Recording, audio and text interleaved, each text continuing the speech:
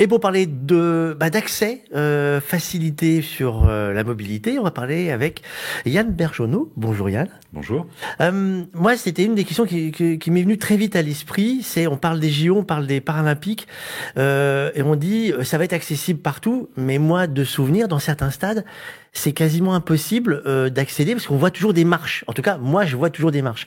Et en cherchant sur Internet, j'ai trouvé une vidéo qui était assez fabuleuse. C'est que j'ai vu une vidéo avec des grosses marches en béton qui tout d'un coup disparaissent et on a, je vais pas dire un monte charge parce que nous, dans nos métiers, on va en profiter peut-être pour monter des caisses, mais un monte personne. Oui. C'est comme ça qu'on dit? Tout à fait, un monte personne. Alors, Accès Plus, c'est quoi d'abord? Donc Accès Plus, aujourd'hui, on fête nos 20 ans cette année. Aujourd'hui, on est vraiment spécialisé dans l'accessibilité aux personnes handicapées. D'accord ? Alors j'ai un cheminement autre qui m'a amené par opportunité justement à ce domaine d'activité-là. Et aujourd'hui, quand je parle accessibilité aux personnes handicapées, on est surtout spécialisé dans les ERP, les établissements recevant du public. D'accord. On peut équiper également. Parce que là, il y a des normes spécifiques qu'on est obligé de respecter, c'est ça, hein? Tout à fait, tout à fait. Mais ces normes-là, je vous coupe tout de suite, mais ces normes-là, elles sont pas obligatoires partout. C'est-à-dire ? Là, je prends mon bâtiment ici, j'ai 3 marches. Est-ce qu'on a une obligation également ou pas? Alors, on parle d'ERP, établissements recevant du public. D'accord. Les commerces, les administrations, un stade, un stade, tout ça. Voilà. Là, il y a des normes. D'accord. Il y a eu des évolutions des normes également ces dernières années. Il y a eu certains dispositifs mis en place pour essayer que les choses se fassent. On va pas revenir sur la loi de 2005, la loi de 2015 et ce qu'on a appelé les agendas d'accessibilité programmée. Voilà, tous ces aspects-là. Et dernièrement encore, il y a même des fonds qui ont été mis en place. Le fonds territorial d'accessibilité. Bon là, c'est plus pour les petits établissements, hein, donc ça ne concernera pas les stades. Mais l'État a mis en place certains moyens justement pour essayer de faire avancer les choses dans la mise en place de l'accessibilité. Pour revenir à votre question, un immeuble d'habitation n'a pas d'obligation. Ce n'est pas un ERP. D'accord. D'accord. Par contre, demain, en termes de construction, là, je parlais d'adaptation. En termes de construction, là, c'est une autre chose. D'accord. Là, normalement, un architecte doit prévoir. Maintenant, oui. Maintenant, on sait que ça serait quand même mieux de l'avoir. Voilà, quand même. D'accord. Quand même. Alors, 20 ans, ça se fête comment? On a vu l'évolution, on se retourne, on voit tout ce qu'on a fait. Il y a eu une magie comme dans l'Internet, quand de la nouvelle technologie, il y a une magie de l'évolution technologique ou pas sur l'accessibilité? Alors, l'évolution technologique, non, c'est pas comme Internet, c'est un marché quand même très très restreint. Hein, si je parle marché, si je parle business, quand même, hein, c'est mon entreprise, même si on sait pourquoi on le fait. Hein, ce qui est bien, c'est que ça donne un sens, parce qu'on sait qu'on le fait pour des personnes qui vont en avoir besoin. Hein, je dénigre pas d'autres secteurs d'activité. Il y a toujours un sens d'une certaine manière. Mais là, ça c'est quelque chose qui me tient à cœur, qui nous tient à cœur. Et si je regarde derrière les 20 ans, c'est plus une satisfaction par rapport aux collaborations, par rapport aux partenariats et par rapport aux équipes. Vous avez vu évoluer les possibilités, c'est-à-dire que ce que vous avez imaginé il y a 20 ans quand vous avez lancé l'activité, tout n'était pas forcément faisable? Déjà, tout était faisable, c'était plutôt dans les opportunités de le faire, c'était plus compliqué? Non, tout n'existait pas. Qu'est-ce qu'il y a eu comme changement? Comme il y a eu un besoin, il y a eu création de produits. D'accord. Je vais prendre un exemple. Dès le départ, j'ai travaillé avec une certaine société qui faisait certains produits. Et puis un jour, ils se sont dit, tiens, bon, le gérant était lui-même en fauteuil roulant. Tiens, mais il y a plein de marches partout. Il faut imaginer quelque chose quand même pour faire une rampe. Et là, à force, il venait des arts et métiers, donc conception, développement, serrurerie, tiens, on bricole un truc, on fait. Et ils ont créé une rampe qui s'encastre dans la marche, qui se déplie. C'est une marche, quand tous les jours vous marchez dessus, ça se déplie et ça devient une rampe. Ça, il y a 20 ans, ça n'existait pas. Il y a eu un développement. Et puis un jour, il me dit, Yves, pour ne pas le nommer, tu te rends compte maintenant, j'ai une demande, ils veulent que ce soit automatique. Oh non, mais ça suffit, quoi. Automatique dit courant? dit électricité, dit branchement, dit... il l'a fait. Donc aujourd'hui, il existe ces rampes-là. On appuie sur un bouton, ça se déplie et ça permet de rentrer. Quel est le plus compliqué depuis vos 20 ans alors j'imagine bien qu'aujourd'hui, ça c'est plus facile, mais qu'est-ce qui est le plus compliqué quand on dit il faut adapter un terrain, il faut adapter l'accessibilité, c'est trouver le bon produit, trouver le budget pour adapter ou pour créer, ou changer la mentalité de ceux qui ont le lieu. C'est quoi le plus compliqué? Par rapport à l'obligation de mise en accessibilité, il y a eu beaucoup, comment dire, les gens sont sous la contrainte. Oui. C'est jamais, tiens, allez. Oui, donc ça les fait pas sourire? Non. Ah, ça coûte cher forcément. C'est un problème. Est-ce que ça coûte forcément cher? Non. Non. Non, parce que si un architecte pense les choses bien dès le départ, donc là je parle de création, oui. D'adaptation, ça c'est encore un autre sujet. Mais si l'architecte pense bien les choses dès le départ, il n'y a pas de question de coût. Oui, parce que c'est prévu dans comme le reste sur la fabrication, donc c'est dilué. Alors que j'en ai des exemples. Ah mince, on a oublié. Et après vous cassez pour refaire. Ouais. Donc on oublie encore? Oui. J'ai des cas encore. Oui. C'est particulier de dire qu'on oublie encore c'est pas un petit détail. Moi, je prends l'exemple de, alors là, on en revient sur, malheureusement, si je prends l'exemple de Paris, région parisienne, c'est des bâtiments qui existent la plupart du temps. Donc, effectivement, on voit ces fameuses marches parce que le niveau de la rue ou du trottoir a évolué dans le temps. Je vous parle même pas des 3 marches qui sont derrière la porte, qui sont la surprise parce qu'on peut là, du coup, rien faire à part faire une rampe de décollage immédiate. De me dire qu'on peut oublier dans un nouveau projet ce type de fonctionnalité, alors que c'est la première problématique, c'est de rentrer dans le bâtiment, c'est le premier frein pour la plupart des accessibilités. Si on veut aller chez le médecin, c'est de pouvoir ouvrir la porte et de monter les 2 premières marches. C'est étonnant. Alors, j'ai pas d'exemple aussi aberrant que celui que vous décrivez. Ouais. Heureusement. Heureusement, mais... il se trouve que Accès+ fait partie également de l'Association française des professionnels pour l'accessibilité des personnes handicapées, d'accord ? Une association qui regroupe, on est aujourd'hui 70 ou 80 organismes et sociétés. Ouais. Je suis membre du bureau et j'en suis trésorier. Et donc, on essaye avec les autorités de faire avancer justement l'accessibilité. Un des points majeurs, c'est les architectes. Et c'est que dans le cursus de formation des architectes, il n'y a pas l'accessibilité. Ça n'a pas été rajouté encore dans les programmes ? Non. Et je me souviens de réunions avec les autorités, avec les délégations ministérielles. Ah oui, comment faire quand même pour que les architectes... Et si on prend les lois initiales qu'on avait connues, sans rentrer dans la polémique, on n'est pas là pour ça, non. C'est long de pouvoir faire évoluer ça, donc du coup. Oui. Très long. Il n'y a pas que le réel coûteux de l'adaptabilité, de la pensée. C'est vraiment là, on est vraiment sur... Votre réponse à apporter à vos questions. Mais là, je prends de la base. La base, oui. Et j'ai des architectes tous les jours qui nous appellent pour des projets. La base, c'est qu'à l'école, pour l'instant, on n'en parle pas, quoi. Non, pas tellement. Et que les architectes, des fois, ils me posent des questions et c'est moi qui leur apprends des choses.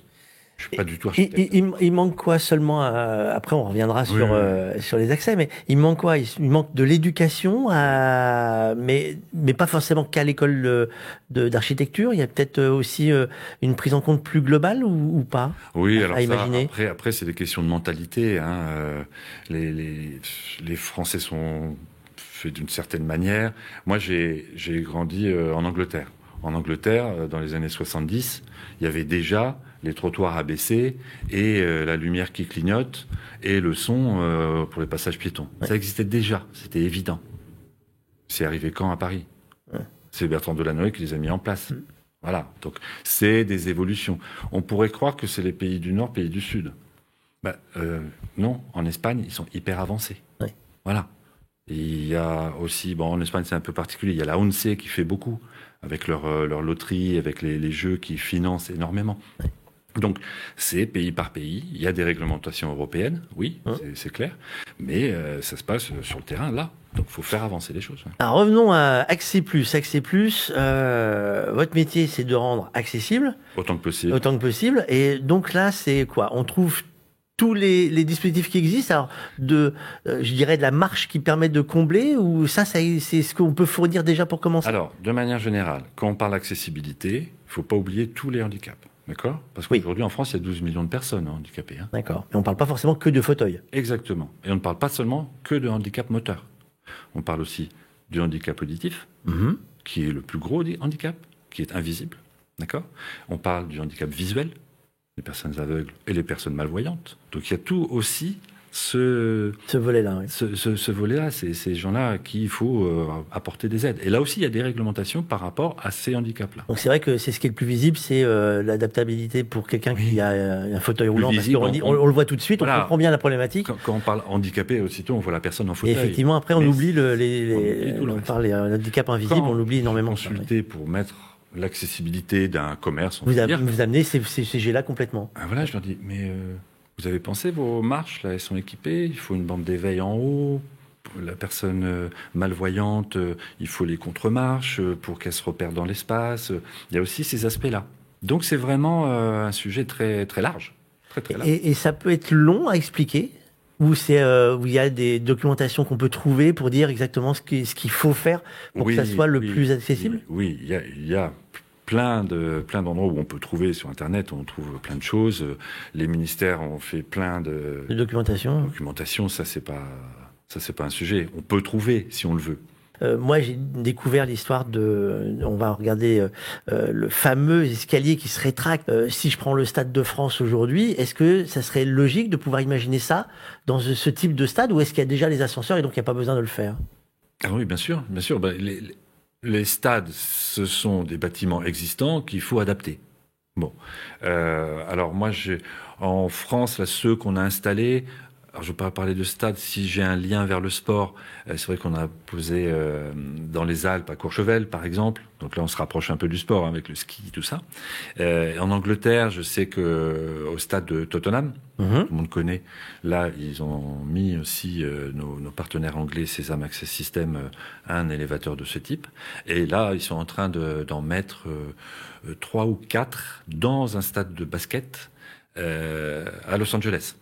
Bon, je peux pas nommer, on n'a pas le droit de nommer. Bon, vous choisirez laquelle. À Los Angeles. Et là, les ingénieurs sont en train de poser ces systèmes-là complètement sur mesure, qui doivent permettre, d'après ce qu'on m'a expliqué, de modifier justement tous les sièges pour adapter et pour que les personnes handicapées puissent plus facilement évoluer. Donc là, c'est toute la technologie et de la mécanique assez pointue. Donc oui, on peut mettre ça en place dans les stades, bien sûr. Vous parliez de sens tout à l'heure dans votre métier, de fournir un service et de rendre des gens quasiment plus heureux, en fait, simplement de pouvoir bouger. Est-ce qu'il y a un truc qui n'est pas encore fait que vous aimeriez réussir? Non, parce que le rêve, ça fait un peu... Mais le rêve, c'est un peu tous les jours, quoi. Ouais. C'est quand je mets une plateforme, et dans certains contextes, je sais que ça va être plus utile qu'à d'autres. Bon. Mais c'est vrai, on parlait de l'adaptation dans les immeubles d'habitation. Eh bien, l'autre jour, oui, effectivement, avenue Kléber, je sais que, je ne vais pas nommer la dame à qui ça va servir, mais tous les jours, elle va pouvoir, effectivement, et son mari n'aura plus à la porter. On peut rappeler, en dehors de la rampe qu'on comprend bien pour le fauteuil roulant, quelles sont les nécessités d'accès pour le handicap visuel, le handicap... Donc il faut imaginer quoi quand on a 3 marches dans un lieu qui ne sont pas, entre guillemets, plus sécurisées que ça? Qu'est-ce qui doit être pensé? Pour le handicap visuel? Oui. La norme, alors en dehors des cheminements pour la personne aveugle avec sa canne, qui peut avoir ce qu'on appelle un rail de guidage en extérieur, bon ça c'est une chose. Mais le plus courant, c'est l'aménagement justement des emmarchements. Alors c'est quoi un emmarchement? Un escalier. Pardon. D'accord. Non, mais c'est pour être sûr que ce ne soit pas un terme technique spécifique. Non. Emmarchement, c'est des marches. D'accord. Donc, c'est un escalier, et ce qui est prévu, de toute façon, c'est la première et la dernière contre-marche, en haut ou en bas. D'accord. D'avoir une couleur contrastée. Ça, c'est pour les personnes qui ont une déficience visuelle, pour se repérer dans l'espace. Parce que si vous mettez la même couleur, ils sont face à un mur. D'accord. Donc là, ça leur montre, ah tiens, il y a un escalier. Et après, sur chaque nez de marche, sur le bord de chaque marche, là, il faut une bande, contrastée également, couleur contrastée, et antidérapante. C'est ce qu'il y a de plus en Oui, de plus. plus en Maintenant, plus. dans le métro, Oui. ils en mettent de plus en plus aussi. Et en haut de chaque escalier, il faut ce qu'on appelle une bande d'éveil à la vigilance, aussi appelée bande Avec podotactile. les petits points Voilà. ou des zébrures, Voilà. enfin, Voilà. quelque chose qui se J'explique ressent. toujours. Ouais. Tous les jours, vous marchez dessus, Oui. devant les trottoirs. Et on s'en aperçoit même pas. Et ça, c'est pour la personne aveugle, malvoyante, mais c'est une alerte pour tout le monde. J'essaie d'expliquer que des fois, vous êtes au téléphone, puis vous marchez dessus. Voilà, sans le savoir, ça vous met une alerte. Donc voilà, pour répondre à votre question sur les escaliers. Alors, je vais faire un pas de côté complet. Souvent, on parle de nos maisons individuelles. Hein. On pense souvent aux toilettes qui sont pas adaptées parce que la porte a jamais été pensée à l'époque pour être assez large et qu'il n'y a pas la place pour un fauteuil.